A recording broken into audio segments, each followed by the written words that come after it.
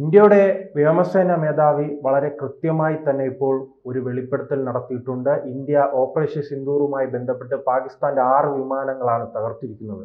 അത് ഇന്ത്യക്കകത്തും പുറത്തുമുള്ള ചിലരുടെ സംശയം മാറ്റാൻ കഴിയുമല്ലോ. തീർച്ചയായിട്ടും രാഹുൽ ഗാന്ധിക്ക് കോൺഗ്രസിന് ഒരുപാട് സംശയങ്ങളുണ്ടായിരുന്നു.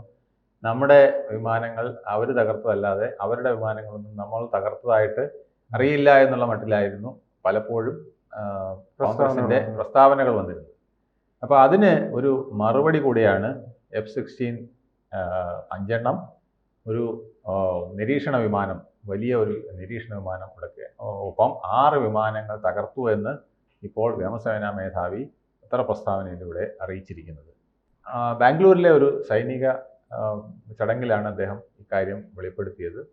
ഇത് ഇന്ത്യ മൊത്തം ഒരു സർപ്രൈസായി എന്ന് മാത്രമല്ല, വിദേശ രാജ്യങ്ങൾക്കും ഇതൊരു സർപ്രൈസ് തന്നെയാണ്.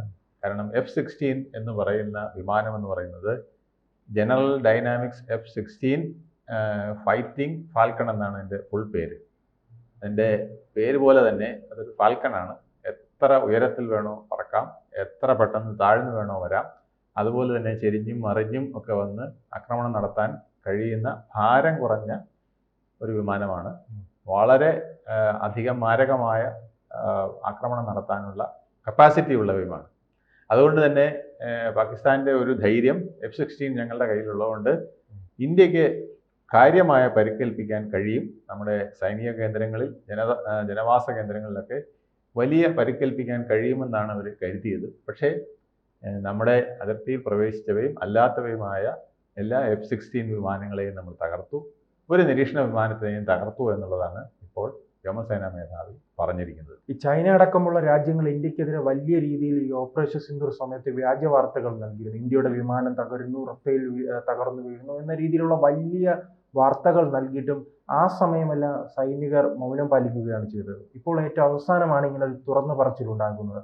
ആ കാലയളവ് എന്തായിരിക്കും? അത് ഇന്ത്യൻ സൈന്യത്തിന്റെ ഒരു പ്രത്യേകത, ഒരിക്കലും നമ്മൾ നടത്തിയ കാര്യങ്ങളെക്കുറിച്ച് സൈന്യം വീമ്പ് പറയാറില്ല എന്നുള്ളതാണ്. സൈന്യത്തിന് അങ്ങനെ ഒരു പരിപാടിയില്ല. ഞങ്ങൾ പലപ്പോഴും അവരുടെ വാർത്ത സ്ഥിതിയിലുണ്ടല്ലോ, ഞങ്ങൾ ഇത് ഇന്ന ഓപ്പറേഷൻ നടത്തി, അത് സക്സസ്ഫുൾ ആയിരുന്നു, അത് ഇന്ന രീതിയിൽ ഞങ്ങൾ സക്സസ്ഫുൾ ആക്കി എന്ന് പറഞ്ഞ് അവർ കൈയൊഴിയുകയാണ്. അല്ലാതെ ഞങ്ങൾ അവിടെ കയറി അങ്ങനെ അടിച്ചു, അവർ ഇങ്ങോട്ട് വന്നപ്പോൾ നമ്മൾ അങ്ങനെ അടിച്ചു, അങ്ങനെ ഒരു വീരവാദ ശൈലി പലപ്പോഴും ഇന്ത്യൻ ആർമിക്കില്ല. പക്ഷേ പാകിസ്ഥാൻ ആർമി തിരിച്ചാണ്.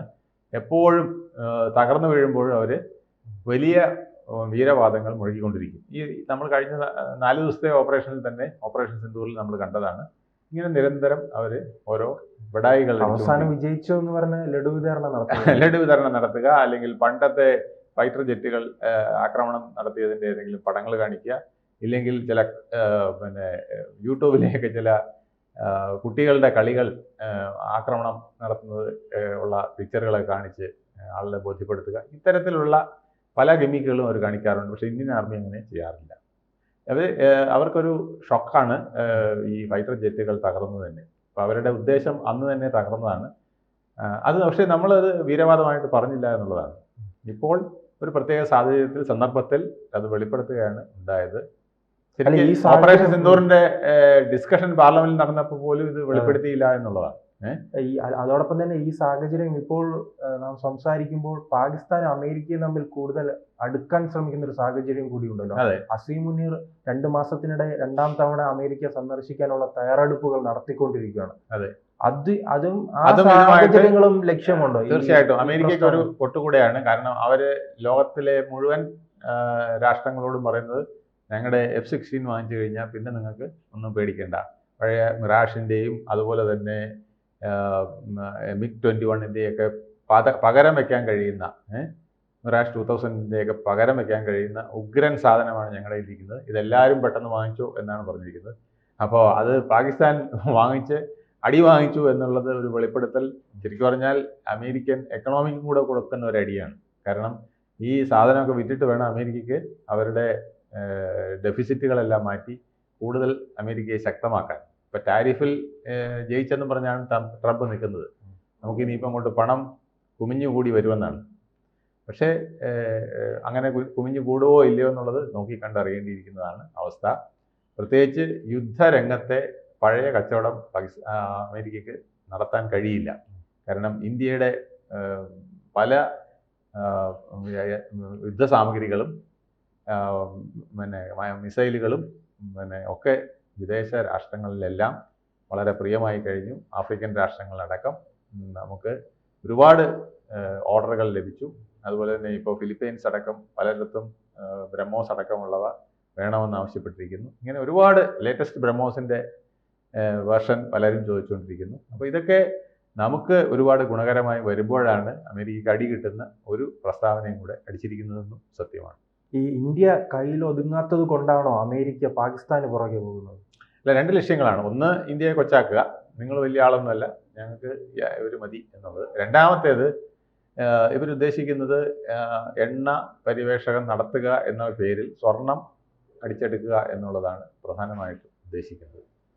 ഇറാൻ്റെ സമീപത്തുള്ള പ്രദേശങ്ങളിൽ സ്വർണ്ണഖനികളുണ്ട്. അപ്പോൾ ആ സ്വർണം ഉൾപ്പെടെയുള്ളവ നേടുക, ഒപ്പം എണ്ണ കിട്ടിയാൽ കിട്ടി, ഇല്ലെങ്കിൽ പരിവേഷണം നടത്തി എന്നുള്ള പേരിൽ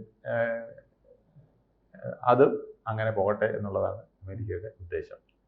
ചിലപ്പോൾ സാധ്യതയുണ്ട് എണ്ണ ലഭിക്കാൻ, കാരണം ഇറാന്റെ തൊട്ടടുത്ത് കിടക്കുന്ന പ്രദേശങ്ങളായതുകൊണ്ട് എണ്ണ ലഭിക്കാൻ സാധ്യതയുണ്ട് എന്നും കണക്കാക്കുന്നു. ഈ പാകിസ്ഥാൻ വിട്ടുവീഴ്ച ചെയ്യുന്നത് ഇന്ത്യയെ ലക്ഷ്യമിട്ടായിരിക്കുന്നു. പാകിസ്ഥാന് നിലനിൽപ്പിന്റെ പ്രശ്നമാണ്. കാരണം അവർക്കിനി മറ്റൊന്നുമില്ല, കയറ്റി അയക്കാനും ഒന്നുമില്ല, സർവീസായിട്ട് കൊടുക്കാനും ഒന്നുമില്ല. ആ അവസ്ഥയിൽ നിൽക്കുകയാണ്, രാജ്യം നാശത്തിലേക്ക് നിൽക്കുകയാണ്. അപ്പോൾ അല്ല, ഓപ്പറേഷൻ സിന്ദൂറിന് പിന്നാലെ തന്നെ അങ്ങനൊരു സംഭവം ഇതിനിടയ്ക്ക് നടന്നിട്ടുണ്ടല്ലോ. പാകിസ്ഥാൻ വലിയ രീതിയിൽ തന്നെ ചൈനയുടെ പിന്തുണ ആഗ്രഹിച്ചിരുന്നു. അത് പൂർണ്ണമായി ലഭിച്ചു എന്നുള്ള സംശയമാണല്ലോ. അങ്ങനെ ഒരു ഘട്ടത്തിലായിരിക്കും അമേരിക്കയിലേക്ക് ചേക്കേറുന്നത്. അമേരിക്കയിലേക്ക് രണ്ടുമുണ്ട്. അമേരിക്കയുടെ ഒരു കൈകൊടുക്കലുണ്ട്.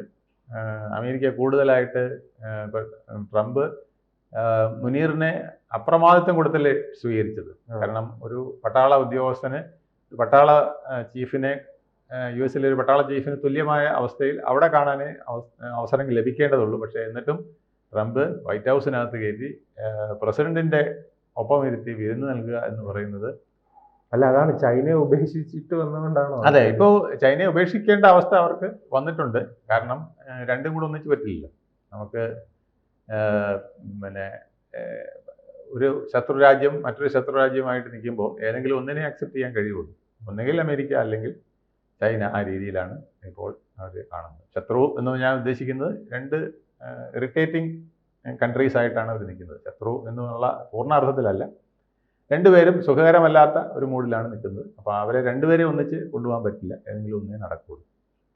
അതോടൊപ്പം തന്നെ ഈ ഓപ്പറേഷൻ സിന്ദൂറുമായി സൈനികരുമായി ബന്ധപ്പെട്ട് ഓരോ പ്രസ്താവനകൾ ഉണ്ടാകുമ്പോഴും സൈനികർക്കും വലിയ രീതിയിൽ ആത്മവിശ്വാസം ഓപ്പറേഷൻ സിന്ദൂറിലൂടെ ലഭിച്ചിട്ടുണ്ടെന്ന് മനസ്സിലാക്കാൻ കഴിയുന്നുണ്ട്.